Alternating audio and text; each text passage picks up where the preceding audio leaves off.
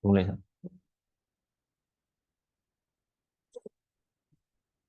Bismillahirrahmanirrahim. Assalamualaikum warahmatullahi wabarakatuh. Alhamdulillah. Alhamdulillahilladzi bi ni'matihi tatimmus shalihat. Kama yuhibbu rabbuna wa yarda. Asyhadu an la ilaha illallah wahdahu la syarikalah.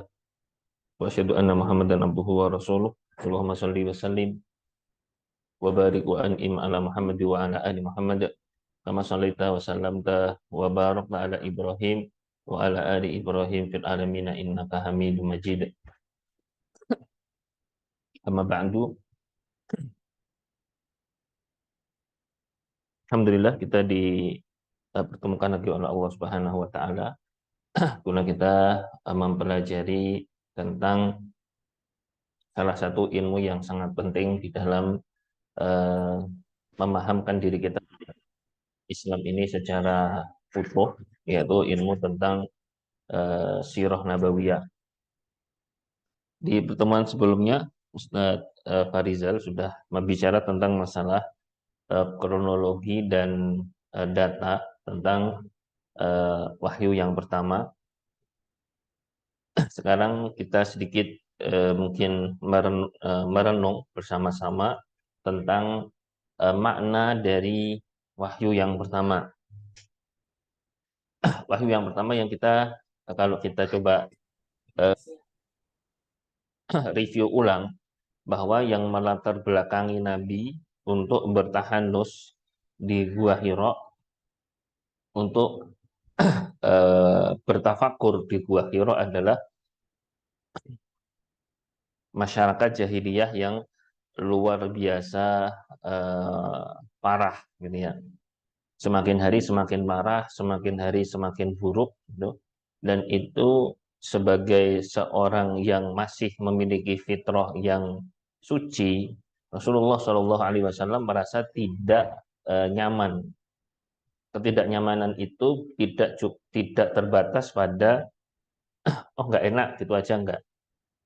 Tetapi Rasul berpikir tentang bagaimana memperbaiki ini semua, tentang bagaimana merubah ini semua gitu. Itu pada diri Nabi, karena seyogyanya pribadi yang baik itu dia tidak betah di lingkungan yang buruk. Seyogyanya seperti itu.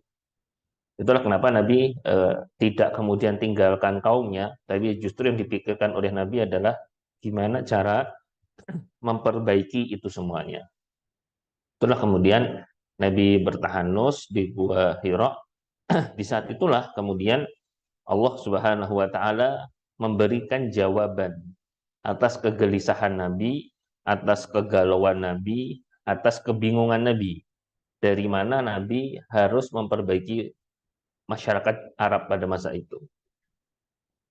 Itulah kemudian wahyu yang pertama ini itu tentu sangat berkaitan erat dengan latar belakang itu. Ya. Jadi konsep wahyu yang kita tahu surah Al-Alaq ayat 1 sampai ayat 5 ini merupakan wahyu yang pertama kali diturunkan dan itu disepakati oleh semua ulama. Ya. Cuma memang harus dibedakan antara mempelajari Al-Quran versi kronologi dengan mempelajari Al-Quran versi urutan mushaf. Gitu ya. Dua-duanya itu mukjizat. Mempelajari Quran secara kronologi, gitu ya, itu juga mukjizat. Artinya kita tahu urutannya harusnya seperti apa, gitu ya. Bahkan ada buku yang menghimpun itu bagaimana mempelajari Al-Quran, tapi lewat urutan turunnya. Ya. Harusnya, harusnya kan surat Al-Alaq kan surat nomor 1 harusnya, nah gitu harusnya. Ya, tapi kan tidak. Ya, tapi justru ditaruh di juz yang ke 30 gitu. Kenapa? Karena memang mushaf yang ada pada kita itu urutannya bukan urutan kronologi, tapi memang itu susunan urutan mushaf ya, dan itu ada riwayatnya ya. Ketika turun ayat, Nabi berkata kepada sahabat, taruh di surat ini, taruh di setelah surat ini, taruh di sebelum ini. Itu ada riwayat-riwayat tentang seperti itu. Sehingga sehingga Al-Quran dengan surat pertama Al-Fatihah itu ada riwayatnya, dan itu tentu riwayatnya mutawatir. Gitu. Hal ini salah satunya untuk membantah tuduhan bahwa Al-Quran itu buku cerita atau kitab cerita. Enggak, Al-Quran bukan kitab cerita. Kalau Al-Quran kitab cerita, seyogyanya surat pertama itu adalah Al-Alaq, bukan Al-Fatihah. Nah, gitu. Kita bicara tentang konsep wahyunya terlebih dahulu. Wahyu atau Al-Quran adalah kalam Allah Subhanahu wa Ta'ala, dan ini yang menjadi keyakinan kita. Jadi yang menjadi keyakinan Ahlus Sunnah bahwa Al-Quran adalah kalam Allah. Ya, tidak dibenarkan untuk meyakini bahwa Al-Quran itu makhluk. Gitu ya. Karena kalau sampai diyakini bahwa Al-Quran itu makhluk, berarti sebagaimana makhluk, makhluk itu bisa benar, bisa salah. Sehingga kalau Al-Quran dianggap sebagai makhluk, berarti Quran ada benarnya, ada salahnya. Tentu ini mustahil ya. Tidak mungkin bagi Al-Quran.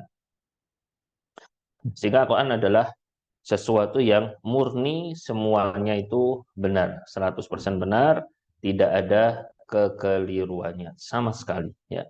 Itu satu yang harus kita yakini dan sudah lengkap ya, tidak seperti yang diyakini oleh orang-orang Syiah bahwa Al-Quran ini baru berapa? 3/4 ya. 3/4, seperempatnya nanti dibawa sama imam terakhir yang akan muncul di akhir zaman ya. Tidak seperti itu. Ini sudah lengkap ya. Ini sudah dijaga oleh Allah Subhanahu wa taala 14 abad lamanya dan akan terus dijaga oleh Allah Subhanahu wa taala. Jadi Al-Qur'an adalah kalam Allah Subhanahu wa taala yang diturunkan kepada Rasulullah Shallallahu alaihi wasallam ya. Jadi murni memang kalimatnya turun, munazzal, munazzal itu memang diturunkan. Artinya itu bukan dari diri Nabi. Murni bukan dari diri Nabi. Dia diturunkan. Diturunkannya dengan dua sifat. Ada nazzala, ada anzala. Ya, ada nazzala, ada anzala. Kalau anzala itu turun secara utuh dari Lauhil Mahfuz ke langit dunia, itu pakai anzala, itu inna anzalnahu fi Lailatul Qadar. Kemudian berikutnya nazzala. Nazzala yaitu turun secara bertahap selama kurang lebih 23 tahun. Melalui perantara Jibril ataupun langsung. Ya, yang langsung ini contohnya adalah Isra dan Mi'raj. Di mana Nabi mendapat perintah langsung dari Allah Subhanahu wa taala untuk disampaikan kepada manusia. Jadi Al-Qur'an ini bukan untuk diri Nabi. Al-Quran itu tidak untuk pribadi Nabi. Tapi Al-Quran ini berarti setelah Nabi dapatkan dari Allah Subhanahu wa taala melalui malaikat Jibril, ini harus disampaikan kepada manusia ya. Karena memang sekali lagi bahwa kitab Allah ini bukan untuk nabi tapi untuk semua manusia. Wahyu adalah petunjuk Allah Subhanahu wa taala yang berfungsi sebagai pedoman bagi manusia, berfungsi sebagai pedoman bagi manusia dalam menjalankan fungsi dan tugasnya sebagai khalifah di bumi. Jadi Al-Quran itu adalah petunjuk dari Allah, karena kita hidup di bumi ini harus pakai petunjuk. Ya. Dan ini baru bisa benar-benar berfungsi ketika kita menjadikannya sebagai petunjuk. Jangan sampai seseorang dia hidup di bumi ini tapi dia salah ngambil petunjuk. Orang kalau di bumi ini hidup kemudian salah mengambil petunjuk, gitu ya, maka yang terjadi adalah dia justru akan terbawa oleh pikirannya sendiri yang itu cenderung liar gitu. Karena manusia itu seyogyanya dia itu punya tugas ya, inni ja'ilun fil ardi khalifah. Itu tugas Allah tuh. Tugas dari Allah untuk manusia. Jadi khalifah di bumi. Nah, jadi khalifah di bumi ini dia harus dibimbing dengan buku panduan, kitab panduan yang sudah diberikan oleh Zat yang menciptakan bumi gitu. Nah, kalau kemudian ternyata dia tidak ingin menjadikan itu sebagai pedoman di dalam menjalankan fungsi dan tugasnya sebagai khalifah, itu justru nanti bukan memperbaiki dan memakmurkan bumi, justru malah menjadi merusak bumi. Nah, gitu. Ya. Sehingga dari sini konsep wahyu yang kedua yang kita bisa ketahui adalah ini sebagai bahan dasar kita untuk menjalankan tugas sebagai khalifah di bumi Allah ini. Gitu. Kemudian yang ketiga adalah wahyu Al-Quran mendasari seluruh aspek kehidupan manusia tanpa terkecuali dan relevan sampai akhir zaman. Ya, jadi Al-Quran ini eh, membahas semua sisi kehidupan, semuanya. Itu dibahas. Allah mengatakan ma farratna fil kitabi min syai'. Kami tidak abaikan sesuatu pun di dalam Alkitab, yaitu dimaksud dengan Al-Qur'an. Jadi bahwa eh, tidak tidak adanya sesuatu yang terlewatkan di dalam Al-Qur'an. Gitu. Karena ini membantah terutama orang-orang liberal ya. Terutama orang-orang liberal yang mereka memisahkan liberal, sekuler dan turunannya itu memisahkan bahwasanya terbatasnya ayat kan terbatas. Ayat Al-Qur'an 6.236, 114 surat, 30 juz gitu. Keterbatasan ayat Quran itu apakah bisa menyelesaikan masalah-masalah yang terus lahir dan terus muncul masalah-masalah baru? Nah, gitu. Itu kan tidak diyakini sama orang-orang liberal, sehingga mereka menganggap itu tuh nggak bisa untuk kita jadikan sebagai panduan di zaman yang sekarang, itu nggak bisa.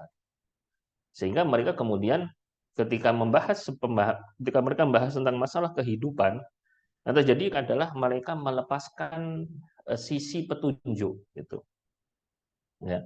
Bahkan tidak jarang mereka itu memahami Al-Qur'an semau mereka sendiri gitu ya. Bahkan kadang-kadang di beberapa saudara-saudara kita itu memahami Al-Quran pakai modal terjemah Quran saja. Wah, subhanallah. Nah, itu tidak bisa ya. Memahami Quran itu tidak bisa dengan terjemah. Terjemah itu membantu untuk menerjemahkan kosakata dalam Al-Quran. Gitu ya. Tetapi tidak bisa mewakili makna seutuhnya dari Al-Quran. Dia sifatnya hanya membantu di sisi mufrodat atau terjemahan saja. Tidak lebih dari itu. Maka jangan ambil kesimpulan-kesimpulan yang justru hanya bermodalkan dari terjemah saja. Ini adalah konsep wahyu, ya. Jadi bahwa wahyu itu dari Allah diturunkan kepada Rasulullah untuk disampaikan kepada semua manusia.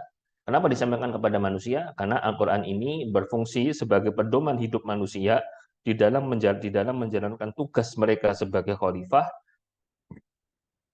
Kenapa? Karena Al-Quran ini tidak membahas dari sisi ibadah saja. Ingat ya, Al-Quran Islam bukan mengajarkan kita ibadah saja, enggak. Ya, keliru ya. Ketika orang memahami bahwa yang penting itu sholat, gitu ya. Yang penting kan anak sholat, urusan lain nanti aja. Yang penting sholat, yang penting sholat, yang penting sholat. Nah, bukan yang penting sholat, tapi sholat itu penting, gitu. Sholat itu penting, bukan yang penting sholat. Sisi muamalah, sisi dakwah dan seterusnya. Nah, gitu. Nah, itu kita banyak belajar dari Al-Quran. Makanya coba kita renungkan bagaimana ayat-ayat Al-Quran, bagaimana wahyu pertama ini, 5 ayat ini memberikan panduan awal kepada Rasulullah Shallallahu Alaihi Wasallam untuk kedepannya nanti sampai 23 tahun sampai lahir generasi terbaik dari umat ini. Ini wahyu pertama ada 5 ya. Ada 5 itu ayat, ketambahan ayat 1 ayat lagi itu ayat 6 itu selip. Selip nggak selip ya, motongnya susah. Nah, jelas di situ Allah Subhanahu wa taala berkalam eh, Bismillahirrahmanirrahim. Iqra bismi rabbikal ladzi khalaq, khalaqal insana min 'alaq. Iqra wa rabbukal akram alladzi 'allama bil qalam, 'allamal insana ma lam ya'lam. Bacalah dengan menyebut nama Tuhanmu yang menciptakan. Dia telah menciptakan manusia dari alaq. Ya, gitu, memang diterjemahkan alaq di sini lebih mungkin nanti ada keterangan yang lebih tepat, lebih nyaman diterjemahkan dengan alam. Bacalah dan Tuhanmu yang maha pemurah, yang mengajarkan manusia dengan pena, dia mengajarkan kepada manusia apa yang tidak diketahui oleh manusia itu. Nah, kita kan coba sedikit merenung dari ayat-ayat yang mulia ini, karena ini menjadi modal awal di dalam menjawab permasalahan jahiliyah terutama, gitu ya. Karena selama umat ini masih belum bisa merobohkan, meruntuhkan tiang-tiang jahiliyah, maka akan sangat sulit sekali. Dan dengan 5 ayat inilah, ya dengan 5 ayat inilah sebagai langkah awal untuk berhadapan dengan jahiliyah untuk kita bisa menang di atasnya. Nah, ayat yang pertama, Allah Subhanahu wa taala berkalam, Iqra bismi rabbikal ladzi khalaq. Bacalah dengan menyebut nama Tuhanmu, zat yang telah menciptakan. Sebenarnya banyak faedah yang diambil oleh para ulama dalam ayat ini. Cuma kita karena keterbatasan waktu ya, mungkin nanti bisa digali lebih jauh lagi dari Bapak-bapak, Ibu-ibu, asatidz sahabat sekalian, bisa dibahas lebih jauh lagi tentang faedah atau ibroh yang bisa kita ambil. Pertama adalah Rasulullah adalah nabi yang ummi, sedangkan Allah memerintahkan beliau untuk membaca gitu. Ummi itu artinya tidak bisa membaca dan tidak bisa menulis. Tapi justru perintah Allah kepada sang nabi adalah suruh baca gitu. Di sini ada beberapa pembahasan di kalangan para ulama. Pertama, bahwa membaca ini berarti ditujukan secara umum kepada semua umatnya. Karena memang Nabi ditetapkan tidak bisa membaca, tidak bisa tulis. Karena tidak bisanya Nabi membaca dan menulis, itu menjadi sebuah hikmah tersendiri bahwa Al-Quran bukan dari diri Nabi. Gitu. Gimana orang-orang Quraisy mengakui keindahan bahasa Quran, kemudian dikatakan itu dari Nabi? Ya nggak mungkin. Nabi aja nggak bisa membaca, Nabi aja nggak bisa nulis. Ya. Nabi juga tidak belajar syair. Terus Nabi punya kalimat-kalimat seindah ini, punya kalimat-kalimat yang lebih indah dari syair yang mereka agung-agungkan, itu dari mana? Ya. Ini hikmahnya di situ. Sehingga makanya Nabi, meskipun Nabi tahu Nabi itu orang ummi, tapi Nabi itu benar-benar menggalakkan sahabat-sahabatnya untuk baca dan tulis. Gitu. Di awal-awal Islam itu dari kisaran 1000 sampai 2000-an jumlah penduduk masyarakat Mekah, meskipun nggak ada sensusnya, tapi nggak tahu datanya adanya gitu, atau sensusnya dari mana itu. 1000 sampai 2000-an orang masyarakat Mekah itu yang bisa menulis cuma belasan orang. Coba bisa, berarti berapa persen itu? Anggaplah 1000. Nah, 1000 orang yang bisa membaca tulis cuma belasan orang. Ini berapa persen itu? Masya Allah. Tapi justru yang terjadi adalah Nabi itu di masa-masa akhir hidupnya, Nabi itu punya penulis wahyu. Tugasnya memang menulis, mencatat wahyu dari Nabi. Itu jumlahnya ratusan. Masya Allah. Bahkan Nabi juga meminta kepada salah seorang perempuan namanya Ashifa untuk mengajarkan membaca dan menulis kepada Hafsah, istri Nabi. Gitu. Sehingga perintah membaca ini juga menjadi sebuah pembahasan penting ya eh, tentang masalah keilmuan. Gitu ya. Nabi disuruh baca, emang Nabi nggak baca? Oh, Nabi itu baca. Ya, Nabi itu membaca.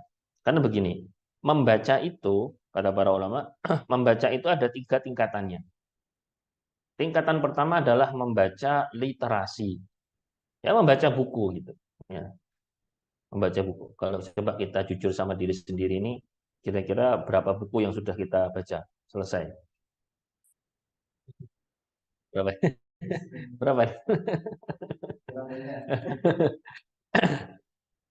Membaca ini cuma sekedar baca, membaca susunan huruf, susunan susunan kata. Baca saja.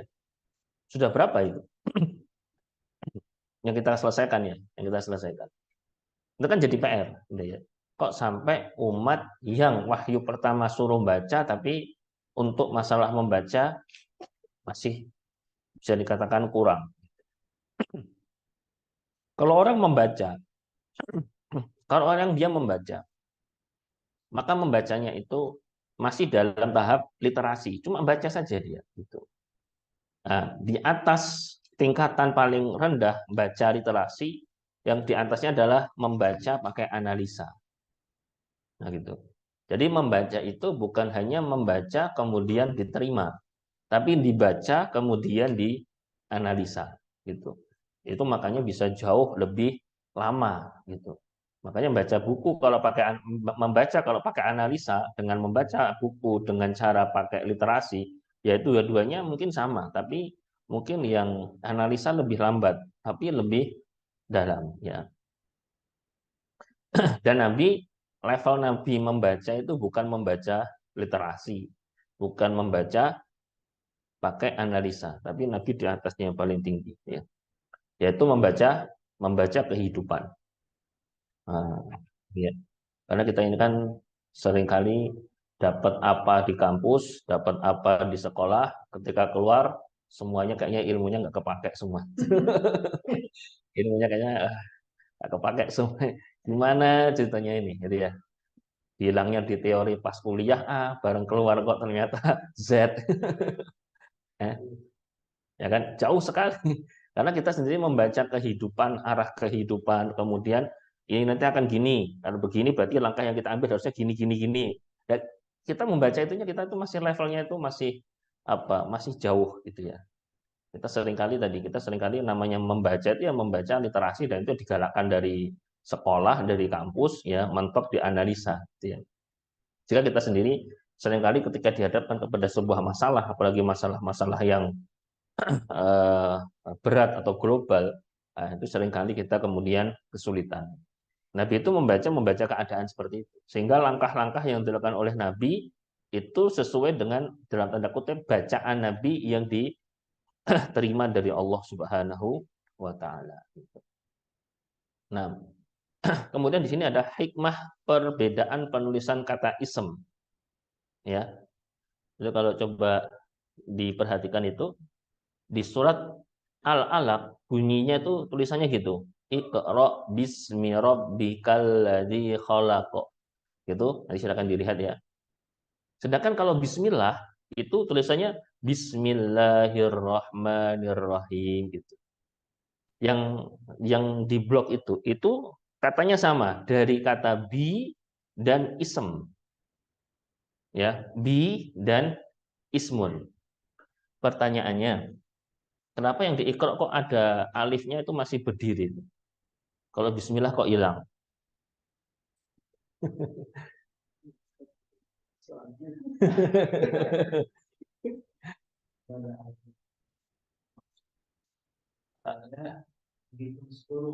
Oh iya, karena pernah ketemu beliau di Arabic Club ya.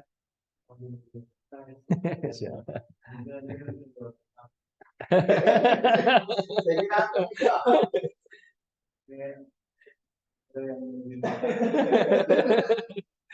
Masya Allah.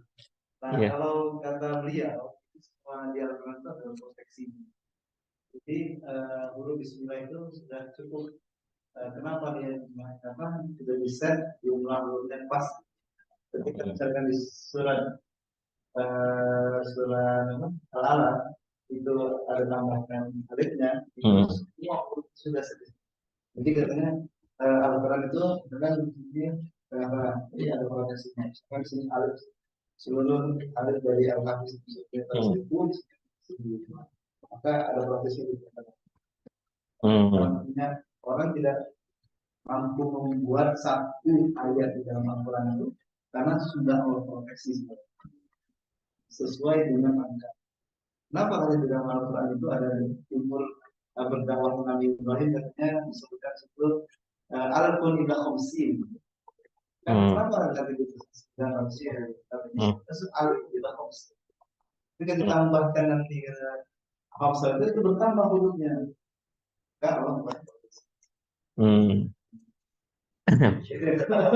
Nah, iya, karena ini Masya Allah, kemukjizatan Quran itu ternyata tidak habis untuk digali. Gitu. Karena dulu awal tentang ijaz, bicara tentang ijazul Quran itu, sejak awal memang kemukjizatan Quran itu ada di sisi bahasanya gitu. Tapi kemudian kan masalahnya tidak semua orang bisa bahasa Arab. Nah, dengan ya. Nah, kemudian kadang-kadang ketika dipelajari tadi sisi balaghahnya, sisi badinya, sisi bayannya, orang ramu dong, opo ini, apa ini gitu.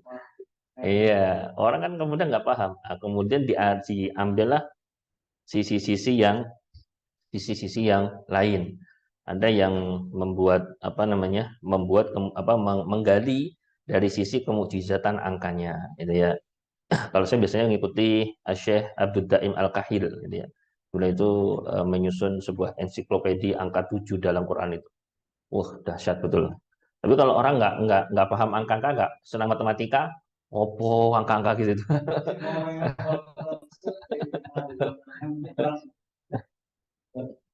Nggak ketemu, iya. Jadi pendekatannya mungkin tergantung audiensnya mungkin ya, tergantung jamaahnya kira-kira yang cocok yang mana gitu. Nah, ini Anda sedikit ambil contoh saja ya, bahwa kenapa di sini sisi di kata ikro, kalau di dalam pembahasan sederhananya itu gini, di dalam pembahasan sederhananya itu tulisannya itu harusnya seperti di surat Al-Alaq, ya seperti ini, harusnya gini. Kenapa Bismillah kemudian hilang? Katanya yuhdhafu litashil. Jadi emang sengaja dihapus untuk biar nulisnya mudah gitu. Secara ilmu sederhananya gitu. Cuma kan kita tidak bisa mendapat sentuhan kemukjizatannya di mana. Nah gitu. Untuk ini yang Anda dapatkan dari guru Ana, bahwa kata ikro, ya, kalau kita kembali kepada cerita awal bagaimana Nabi Shallallahu Alaihi Wasallam itu mendapat wahyu ini, itu kan cuma berhenti di ikro doang. Ikro, Nabi Jibril bilang ikro, Nabi kata ma'ana biqori, saya nggak bisa baca. Ikro, ma'ana biqori, ikro, ma'ana biqori, kan gitu. Sampai kemudian ketika Jibril melanjutkan ikra bismi rabbikal ladzi khalaq, lah kemudian Nabi bisa mengikuti itu gitu. Kata para ulama, kenapa ini kemudian alifnya ini masih berdiri gitu ya? Ini sebagai sebuah simbol bahwa membaca itu memang ada penghalangnya dan itu sulit. Makanya ketika Nabi mengucapkan disuruh mengucapkan ikro, Nabi ucap, saya nggak bisa baca. Terus diapain sama Jibril? Didekap dengan dekapan yang sangat kuat. Sampai disebutkan, sampai saya tuh nggak bisa nafas. Dilepas sama Jibril. Jibril kata, ikro. Nabi bilang, Nabi korek. Didekap lagi sama Jibril. Sampai Nabi nggak bisa susah nafas. Kemudian dilepas lagi. Gitu ya. Yang ketiga kali, ikro. Nah, gitu. Dan itu menjadi ini. Simbolnya itu ada di alif ini. Gitu. Sehingga dengan ini sebenarnya sudah memberikan sebuah gambaran sentuhan tentang kronologinya seperti apa gitu. Dan sekarang apa hikmah di dalam dekapan Jibril kepada Nabi sampai susah itu gitu. Karena memang di dalam belajar keilmuan itu sunatullahnya mesti harus susah gitu. Belajar kok enak itu salah. Belajar enak itu salah gitu. Ilmu itu tidak didapat dengan badan yang bersantai kan gitu. La yunadul ilmu birohatil jismi, kan masyhur gitu dari siapa itu tabiin sahabat yang bicara itu, bahwa ilmu itu tidak didapat dengan badan yang santai, badan yang suka istirahat, nggak bisa gitu. Ilmu itu didapat dengan susah payah gitu ya. Bahkan itu kalau mau nanti silakan dibaca di dalam kitab As-Safahat As-Safahat Al-Musyriqah fi Sabril Ulama fi Talabil Ilm. Lembaran-lembaran yang memukau tentang kesabaran ulama di dalam belajar menuntut ilmu itu. Ya, memang harusnya belajar tuh gitu. Gitu ya. Yang itu ceritanya kan banyak situ ya. Siapa itu? Syekh Abu Ghuddah itu ya.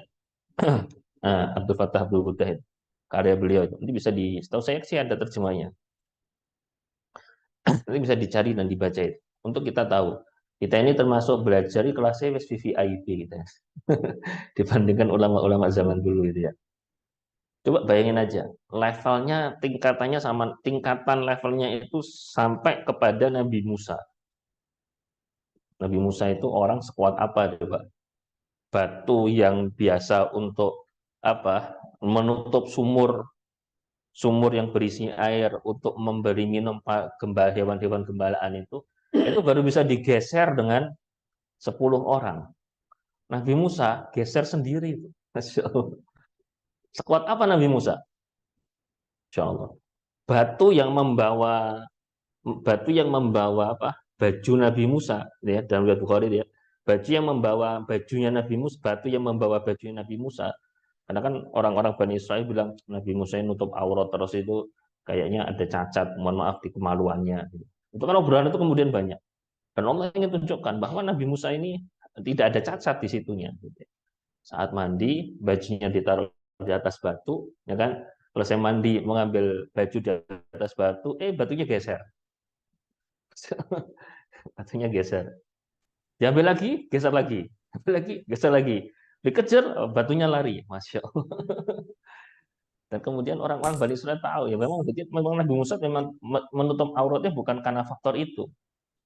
Sampai yang terjadi kan Nabi Musa menghantamkan tangannya ini ke batu. Batunya itu disebutkan sampai apa? Membekas hantaman tangannya Nabi Musa. Coba sekuat apa itu Nabi Musa itu kira-kira itu? Masya Allah. Ya kan? Dalam kondisi seperti itu, Nabi Musa disuruh sama Allah. Apa kata Nabi Musa? Lakina fi safarin nasoba. Ya, dalam surat Al-Kahfi itu. Kita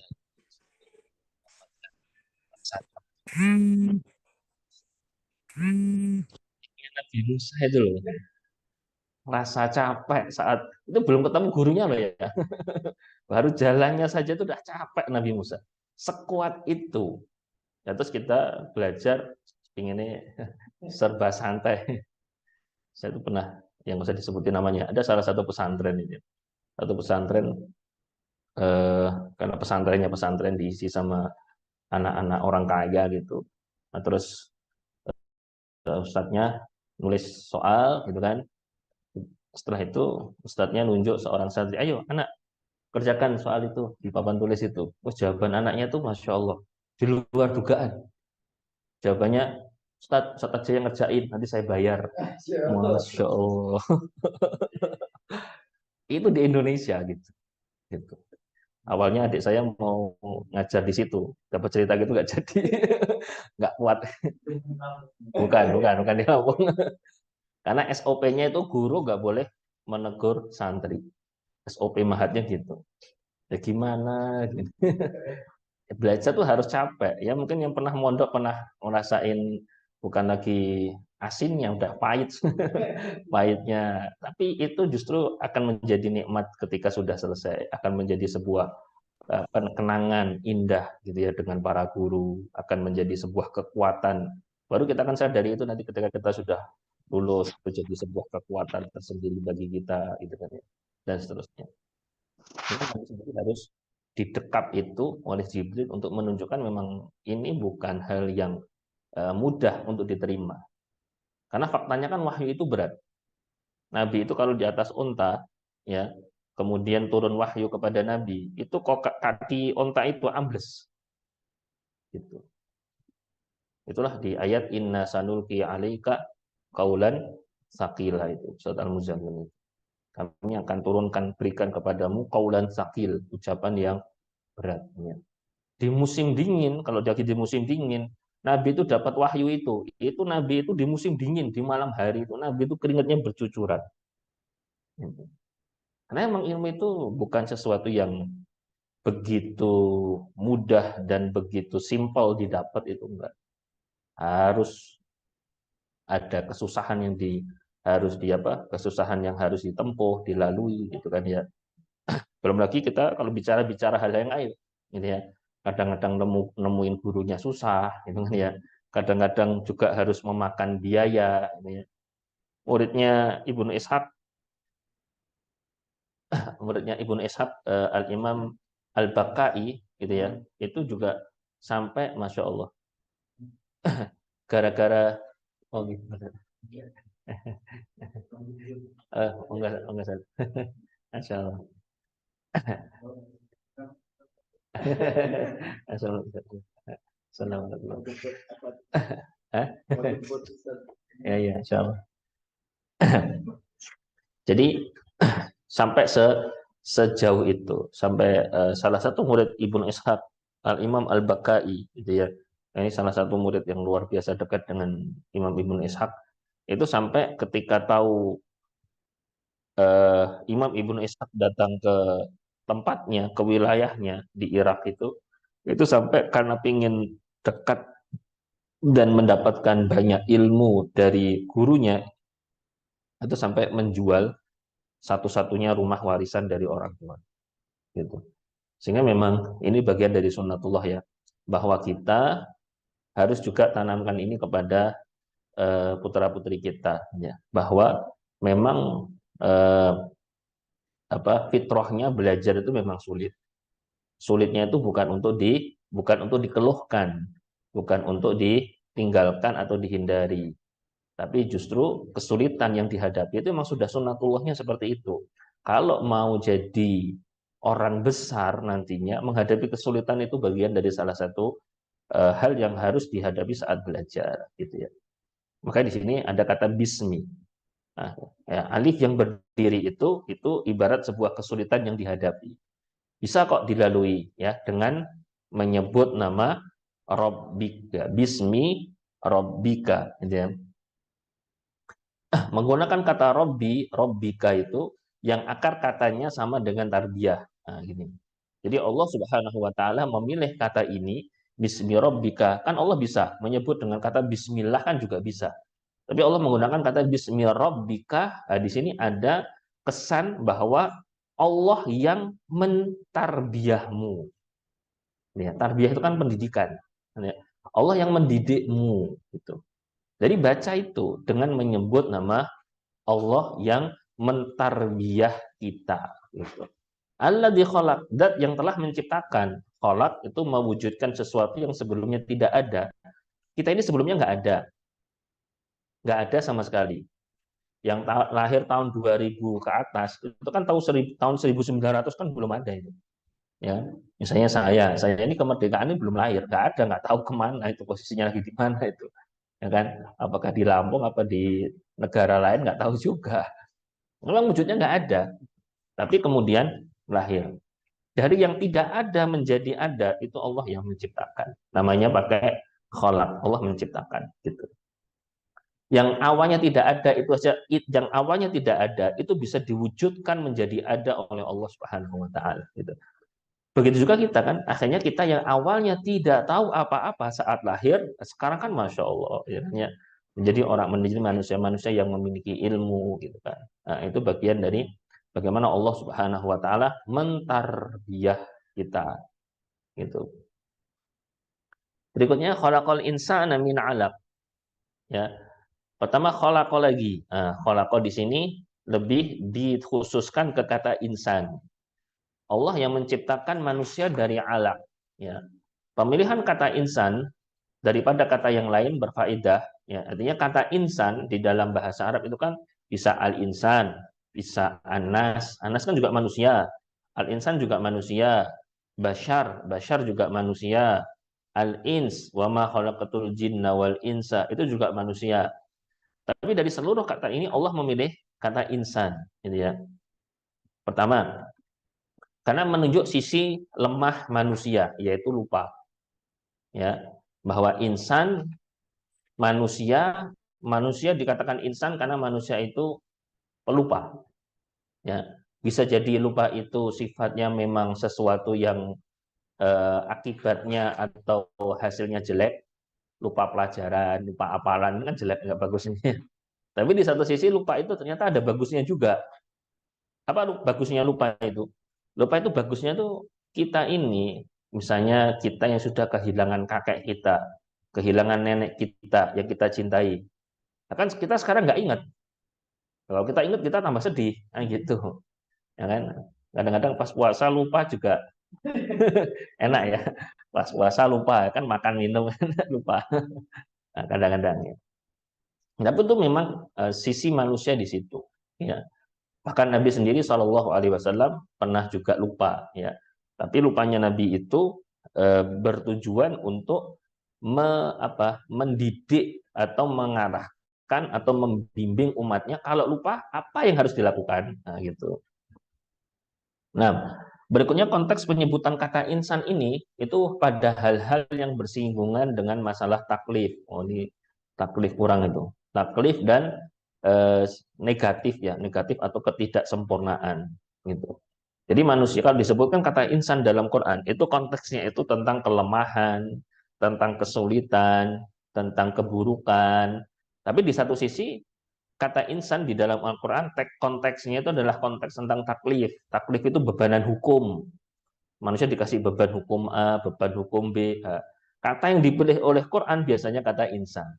Karena tadi lupa. Sisi lupa manusia itu menjadi salah satu sisi kelemahan manusia. Makanya 20 dari 57 kali penyebutan kata ini dalam Al-Quran bernuansa kurang baik. Gitu. Artinya seakan-akan Allah itu yang menciptakan manusia loh. Tapi harus tahu, sehebat apapun manusia, manusia tetap insan. Gitu loh.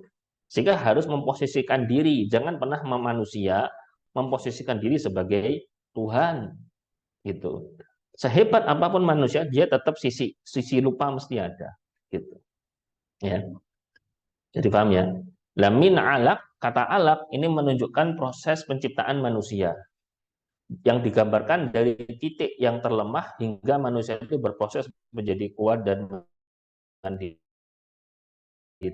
Jadinya gini, alaq itu kan kalau diterjemahkan itu kan segumpal darah. Ya, segumpal darah ini akan jadi manusia kalau ini nempel di dinding rahim. Itu artinya apa? Itu artinya bahwa manusia itu di awal penciptaannya dia tidak bisa berdiri sendiri. Dia itu bergantung kepada sesuatu yang lain. Karena alat tidak bisa berdiri sendiri, alat itu harus nempel ke dinding rahim. Kalau sampai alat ini tidak nempel di dinding rahim, dia nggak jadi manusia. Jadi seakan-akan Allah ingin menggambarkan bahwasanya ketergantungan manusia, sehebat apapun manusia, maka seyogyanya dia harus berpikir tentang eh, tentang status dia bahwa dia sejak awal penciptaannya dia memang tidak bisa berdiri sendiri, tetapi dia harus bergantung kepada yang lain. Maka bergantunglah kepada Allah Subhanahu wa taala. Maka saat membaca pun juga sama, ya. Berikutnya Iqra wa rabbukal akram itu. Allah memerintahkan dengan perintah bacalah 2 kali. Jadi Iqra pertama di ayat 1, Iqra kedua di ayat yang ketiga. Masya Allah. Ya. Karena memang kata para ulama ini memang bukan bersifat takkid. Takkid itu penguatan, bukan. Karena memang seyogyanya manusia itu di dalam membaca itu tidak bisa atau tidak cukup 1 kali. Nggak cukup. Ya, tidak cukup 1 kali. Makanya kata para ulama, membaca satu buku berulang kali, selesai ulang, itu lebih baik daripada membaca banyak buku 1 kali. Karena seringkali manusia ini ketika membaca dalam bacaan pertama itu dia tidak bisa menangkap secara utuh entah maknanya, entah pesan dari penulisnya. Nah, gitu. Maka harus banyak diulang. Warabbukal akram. Jadi ya, perintah membaca diiringi dengan penyebutan Allah Maha Pemurah Ini menunjukkan bahwa Allah akan melimpahkan banyak ilmu dari sebab membaca. Jadi Iqra, ya, Iqra ayat yang ketiga. Ayat pertama Iqra. Ayat ini wa rabbuka, ayat yang pertama bismi rabbika. Nah, gitu. Kalau membaca pertama itu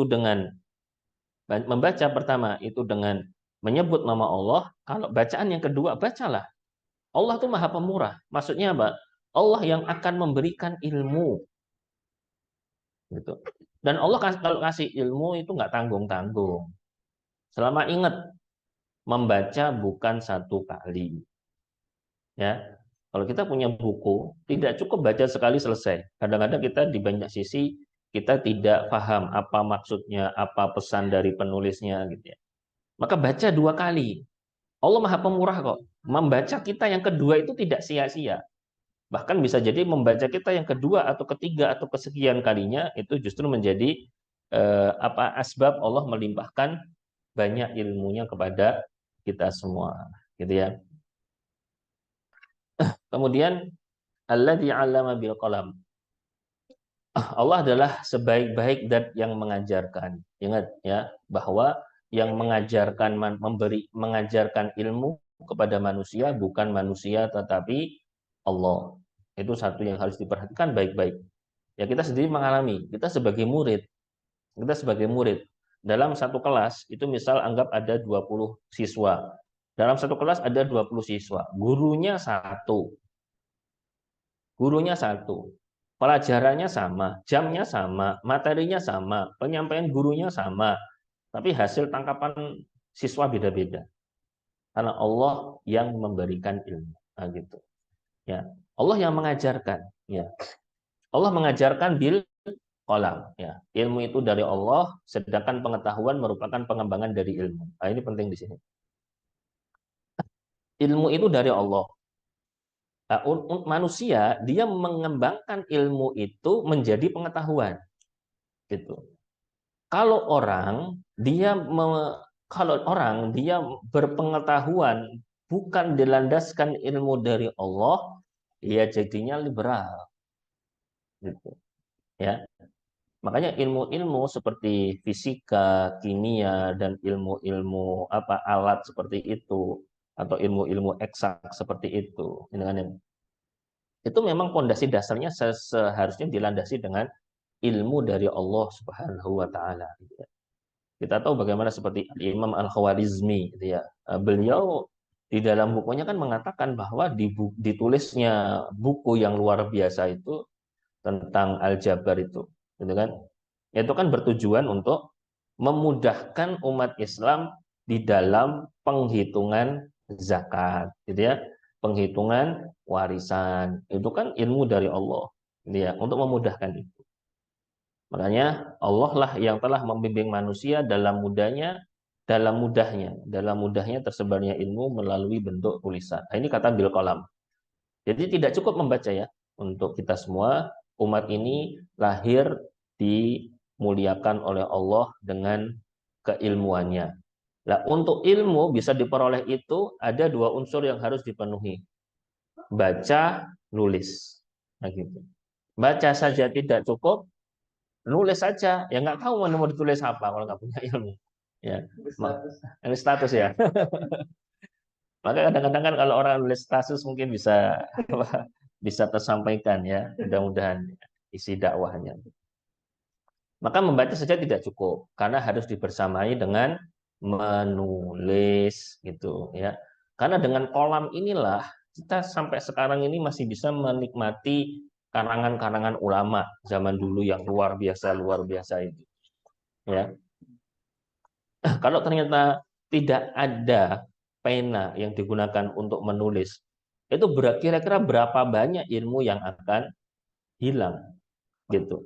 Mau kita ini saja jujur aja ya, kita kadang-kadang ikut ceramah saja, ikut pengajian gitu misalnya. Kita nggak bawa buku, nggak nyatet gitu.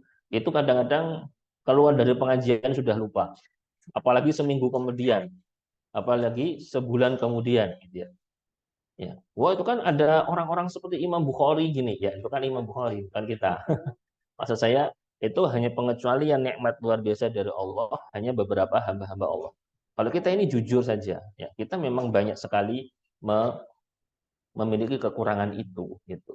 Makanya menulislah dan menulislah, gitu ya.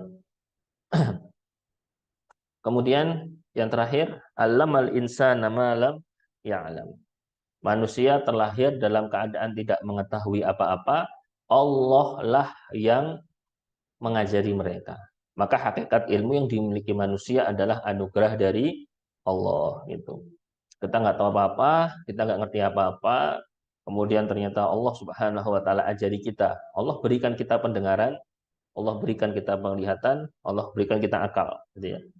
Ini kan yang ngasih Allah, gitu ya. Kemudian dengan alat yang Allah berikan kepada kita, kita gunakan untuk mempelajari ayat-ayat Allah sehingga kita bisa memahami ilmu-ilmu itu dengan baik, gitu ya.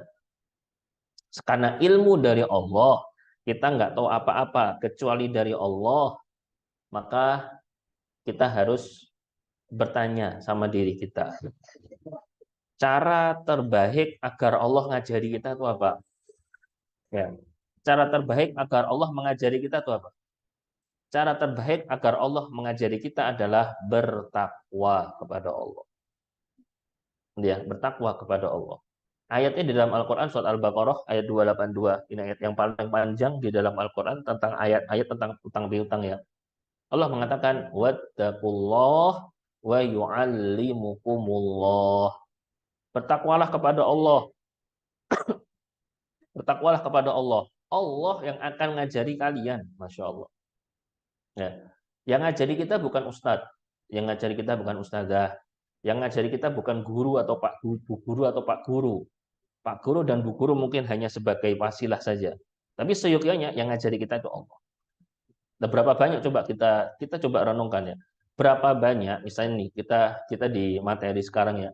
Kita di materi sekarang kita belajar bersama-sama, saya juga masih belajar. Kita belajar bersama-sama, tiba-tiba ketika Ana menyampaikan materi, tiba-tiba terbesit di pikiran antum, aku dapat inspirasi ini. Nah, gitu. Itu yang bisa membuat seperti itu siapa?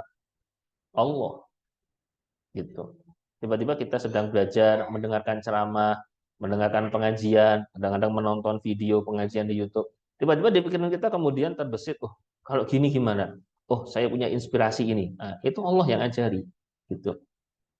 Nah, kalau kita banyak memperkuat takwa kita kepada Allah dengan menjalankan perintah Allah, dengan menjauhi larangan Allah, nah, disitulah nanti Allah akan memberikan pengajaran kepada kita. Dan Allah adalah sebaik-baik zat yang mengajar. Gitu ya. Makanya wahyu pertama dari Allah Subhanahu wa taala mengangkat tentang pena atau kolam dan urgensinya, ilmu dan signifikansinya dalam membangun bangsa dan umat, ya. Karena wahyu ini bukan untuk kita, tapi untuk umat. Maka kita sebagai pemerannya, kita mengambil peran dan kita berusaha untuk memberikan dampak seluas mungkin, sejauh mungkin kepada umat Islam ini.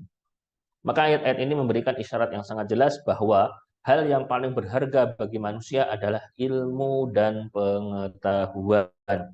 Lihat. Umat ini secara khusus Allah muliakan dengan ilmu dan pengetahuannya. Maka siapapun dia yang memiliki ilmu, dia akan diangkat oleh Allah Subhanahu wa taala. Dia, bagaimana cara kita mendapatkan ilmu? Tadi coba di sini ya. Kalau kita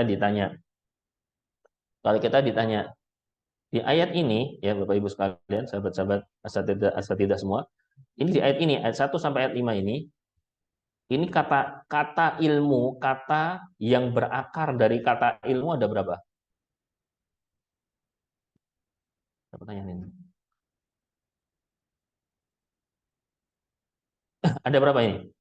Kata ilmu ada berapa? Ada berapa ini? Ada 3 ya. Kata ilmu ada 3. Ini, allama, ilmu. Allama, ilmu. Ya'lam, ilmu. Oke, allama ilmu, ya'lam ilmu. Ya 3 ya. Ada 3. Membaca ada berapa? Membaca ada 2. Iqra ini dan Iqra ini. Oke. Menulis ada berapa?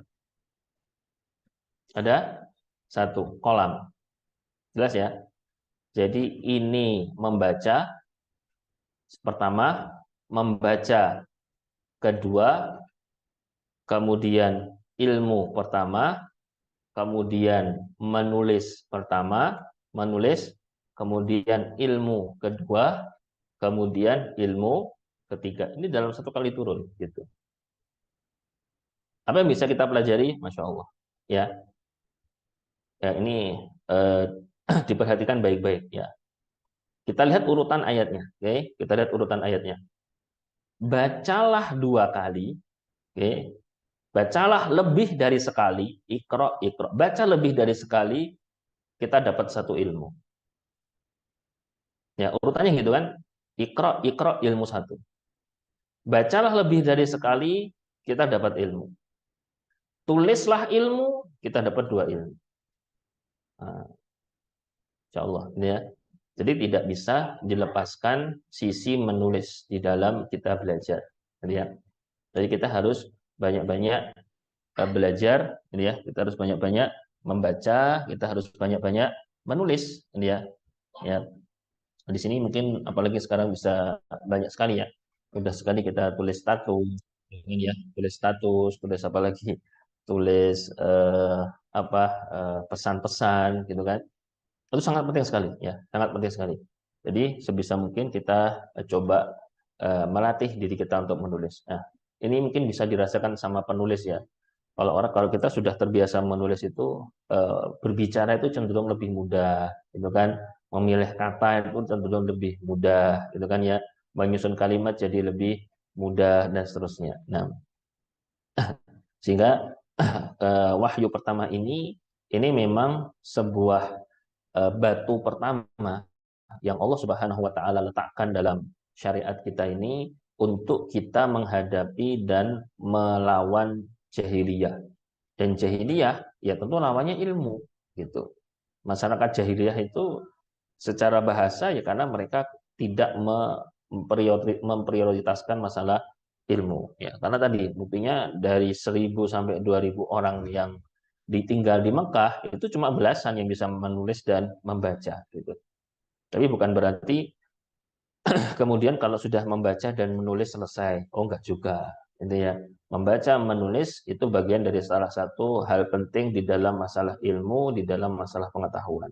Tapi bagaimana kita kemudian tadi membaca tidak hanya membaca dari sisi literasi, tidak hanya membaca dari sisi analisa, tapi bagaimana kita bisa membaca keadaan masyarakat. Bagaimana kita bisa membaca keadaan umat ya. Kemudian kita bisa mengambil langkah yang benar dan efektif gitu ya.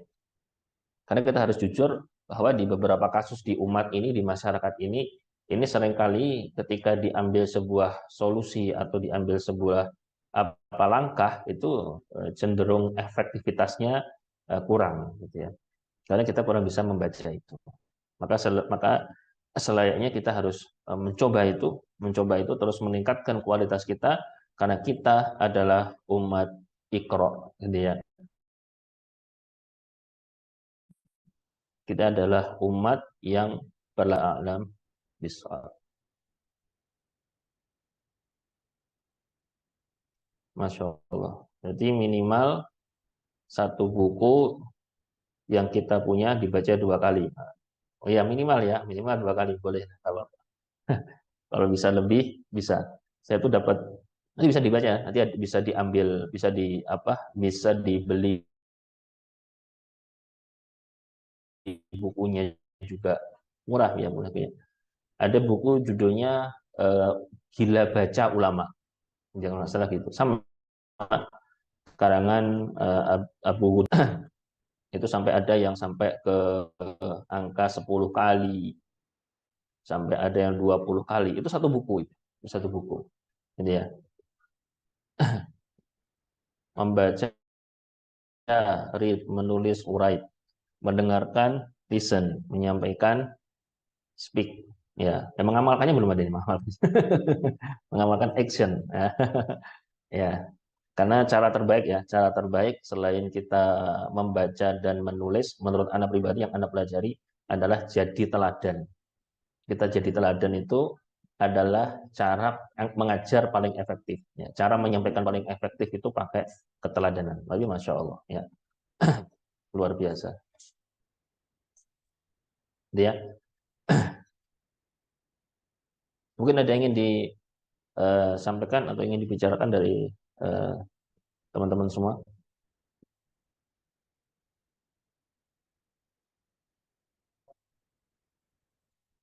Apa?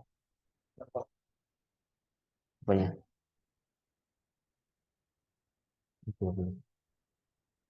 12 ya.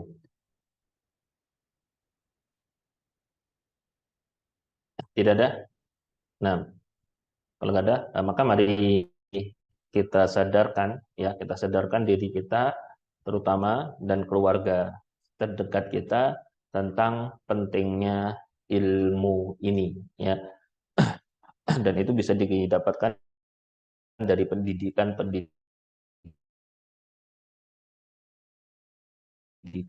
dan itu menjadi sebuah ranah yang di dalam meningkatkan rasa rasa tertarik dan kebutuhan kepada membaca dan menulis, ya. Wa taala bisawab. Oh, enggak usah. Mau ini ngobrol. Ini satu mas. Nggak apa-apa. Artinya kan ilmu itu penting ya dari ayat ini. Cuman belakangan itu kadang kita seringnya dan senangnya itu dengan amal. Artinya eh, banyak entah itu mungkin salah mendengar dalam pengertian ataupun bisa jadi malah gurunya sendiri yang memberikan bahwa fadilah-fadilah amal itu lebih urgent, itu lebih harus dilaksanakan, sehingga orang-orang termotivasi untuk banyaknya untuk beramal dibandingkan untuk mencari ilmu itu sendiri. Nah, kecenderungannya sehingga banyak orang yang beramal tanpa ilmu pada akhirnya, sehingga mereka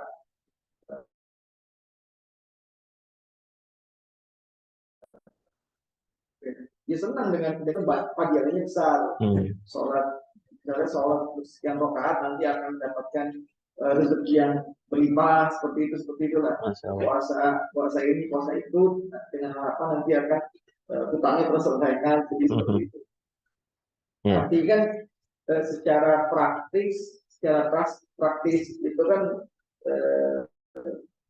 umat Islam belakangan ini cenderung lebih banyak inginnya beramal dengan amalan-amalan baik, itu amalan sifatnya ya, apalagi ya sifatnya ini ya ibadah lah pada umumnya gitu, bukan amalan sifatnya pergerakan atau apa gitu.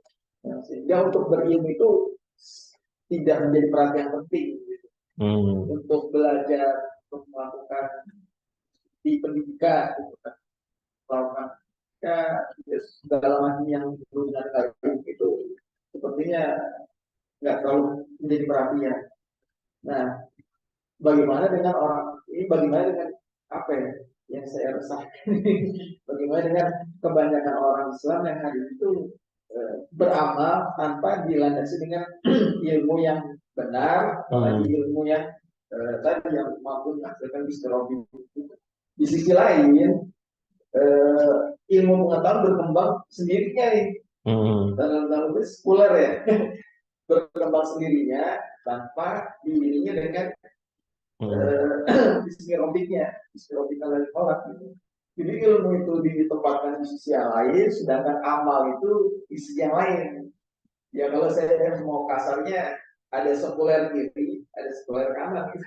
Sekuler kanan misalkan pengetahuan dan ibadah aja terus tanpa mempertimbangkan ilmu yang dia dapatkan. Itu jadi bagaimana Pak? Masya Allah. Berat nih. Saya resah. Jadi kalau tadi ya yang disampaikan sama Ustaz Farizal tadi, tentang beberapa fenomena kaum muslimin, mereka cenderung lebih tertarik dengan fadilah-fadilah amal. Sehingga kemudian mereka semangat di dalam beramal, tapi di satu sisi eh, apa eh, dari satu sisi menuntut ilmunya sedikit terabaikan atau mungkin bisa dikatakan terabaikan gitu ya. Tapi di sisi lain juga sama. Yang terjadi di umat ini secara global ya, itu justru mereka itu lebih banyak untuk belajar keilmuan, tetapi sisi amalnya juga kurang, nah gitu. Nah, bagaimana dalam menghadapi hal semacam ini, gitu ya? Nah, Wallahu taala alam shawab. Cuma kalau dari diri Al-Fakir sendiri, eh, pertama begini, eh, belajar itu ya, belajar itu harus ada urutannya. Nah, gitu. Ini yang menjadi salah satu problem umat ini. Kurikulum pengajian, kurikulum ceramah, itu nggak ada kurikulum. Coba tanya kurikulum apa? Kurikulumnya nggak, kurikulumnya hampir bisa dikatakan ya pengajiannya ya dia tidak punya target jangka pendek, target jangka panjang, real praktek di amalan lapangan seperti apa. Itu problem umat ini gitu. Nah, untuk orang-orang yang mereka condong lebih kepada amalan fadilah-fadilah amal ya, di fadilah-fadilah amal itu mungkin dikarenakan apa? Kalau bahasa Al-Imam An-Nawawi, karena secara mentalnya itu masih mental pedagang itu. Mental pedagang kan amal sedikit modal banyak, dapat untung banyak. Kan modalnya dikit, untung banyak, itu kan pedagang. Nah, sedangkan mental mental pedagang itu masih di atas mental Buddha. Mental Buddha itu dia hanya mau beramal kalau diancam. Nah gitu. Dia baru diancam baru berangkat, diancam baru kerja, diancam baru bergerak. Itu mentalnya berarti Buddha. Tapi ada tipe orang itu karakternya itu dia tuh dikasih fadilah apa iming-iming apa iming dikasih janji-janji tentang fadilah-fadilah amal, nah, dia lebih tertarik di situ. Nah, itu berarti mentalnya mental pedagang tadi. Tapi yang paling tertinggi adalah mental orang merdeka. Dia beramal berdasarkan kesadaran. Nah, gitu. Nah, kesadaran itu kan dibangun di atas ilmu yang dia miliki. Ilmu tentang kondisi dia, ilmu yang datang dari Allah. Saya ini seberapa persen saya sudah menjalankan perintah-perintah Allah. Kesadaran dia lah yang kemudian membangun dia untuk beramal. Ini yang paling bagus. Dan ini yang ideal gitu. Jadi itu memang salah satu fenomena yang mungkin apa? Mungkin bisa dikatakan cocoknya untuk terjun ke dunia bisnis. Pedagang-pedagang yang mana mentalnya mental pedagang, modal dikit, untung banyak, gitu. Amalnya dikit, fadilahnya besar, gitu ya. Dan itu ya penting ya.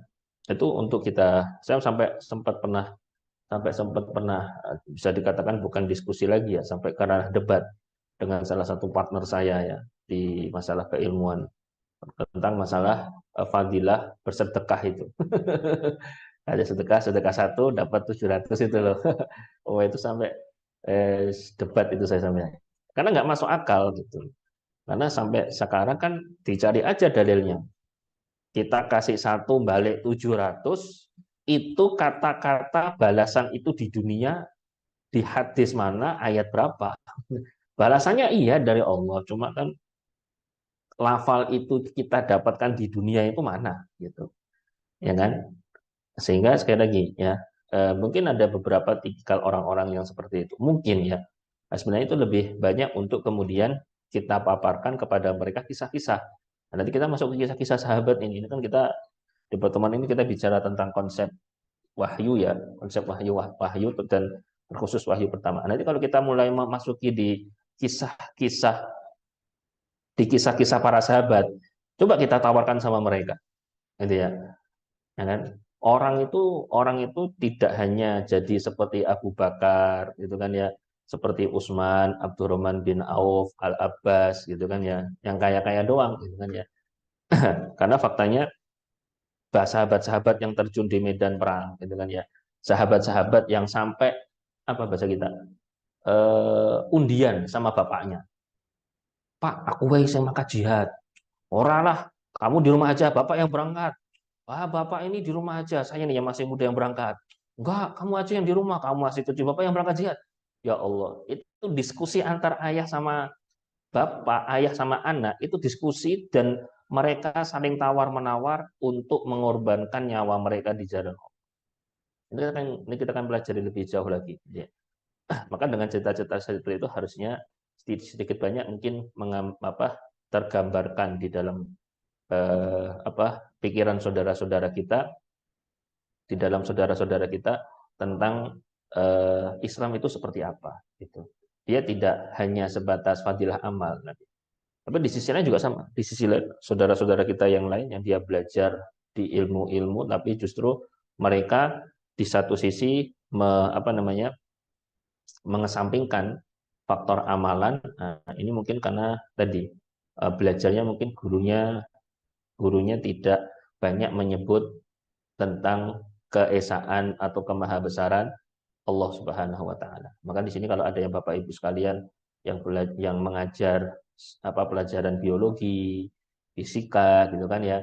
Nah, selipkan nilai-nilai akidah di situ gitu. Itu sangat penting sekali. Ini pohon tumbuh, pohon berkembang, pohon semakin besar dan seterusnya gitu kan ya. Itu kemudian dijelaskan ada ini, ada ini, ada ini. Penyebabnya ini dan ini. Itu kan dipelajari di ilmu-ilmu ilmu-ilmu sains gitu ya, biologi apa-apa itu. Nah, cuma kan itu kita bisa tanya, itu yang memberikan itu siapa? Kok yang menanamkan kalau pohon itu punya misalnya harus fotosintesis dan seterusnya, itu yang ngasih itu siapa? Nah, gitu. Justru nilai-nilai itu harus ditanamkan. Jadi jangan sampai belajar ilmu ilmu alam tetapi melepaskan aspek atau faktor peran Allah Subhanahu wa taala di situ. Nanti anak-anak tetap akan terbangun ya. Kecuali kalau sejak awal memang sudah diorientasikan untuk ilmu, keilmiahan, kemudian keakalan sisi akal, karena akal kita ini kalau tidak ditundukkan dengan wahyu dia akan liar gitu ya. Sampai kepada ranah karena merasa dirinya yang berjasa, kemudian dia menuhankan dirinya. Ya kan? Itu yang harus kita coba perhatikan. Wallahu taala alam. Ya, mungkin nanti ada masukan dari teman-teman bisa nanti disampaikan kegalauan keresahan Ustaz Farizal nih. Anda juga ini. Ya kita bareng-bareng. Bismillah kita mulai dari Lampung ini insya Allah ya. Kita kita bareng-bareng, kita tidak hanya pengajian. Kira-kira ada program apa kita di luar, kita coba ikut andil ya. Coba ikut andil dengan terus kita mengkaji, menambah wawasan kita, tapi juga dengan kita berusaha meningkatkan keilmuan kita insya Allah.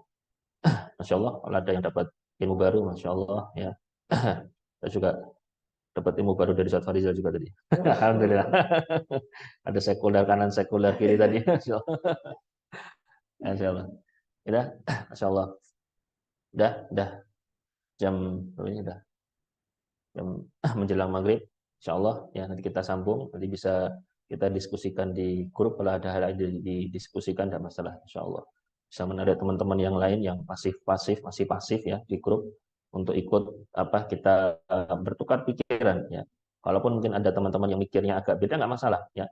Justru itu tantangan kita, gimana kita bisa menjawabnya dengan seefektif mungkin dan sebijak mungkin ya. Insya Allah barakallahu fikum. Jazakumullah khairan ala husni istima'ikum. Barakallahu fikum. Wafaqanallahu jami'an. Subhanakallahumma rabbana bihamdika. Asyhadu an la ilaha illa anta astaghfiruka wa atubu ilaik. Assalamualaikum warahmatullahi wabarakatuh. Waalaikumsalam warahmatullahi wabarakatuh. Syukran Ustaz. Insyaallah. Afwan.